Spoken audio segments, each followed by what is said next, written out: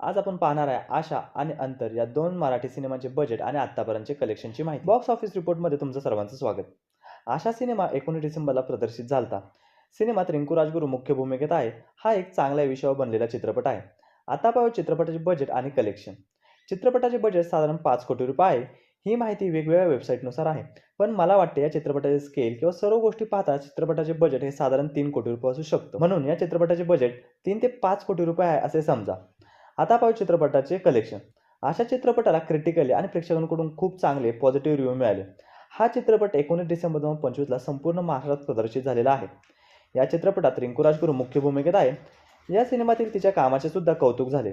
या चित्रपटातील कथा, अभिनय खूप चांगले आहेत, पण चित्रपटाचे रिलीज टायमिंग चुकलेलं आहे.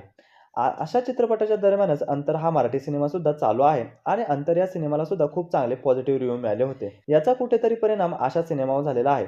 त्याचबरोबर हिंदीमध्ये सुद्धा धुरंधर सिनेमा चालू आहे, त्यामुळे आशा चित्रपटावर परिणाम झाला. आता पाहूया आशा चित्रपटाचे कलेक्शन. संचिक या वेबसाईटनुसार आशा चित्रपटाने पहिल्या दिवशी 7 लाखांची ओपनिंग केली, तर पहिल्या 3 दिवसात फक्त 17 लाखांची कमाई झाली. 10 दिवसात चित्रपटाने 35 लाखांची नेट कमाई केलेली आहे, तर एकूण ग्रॉस कलेक्शन 40 लाखांचे झाले.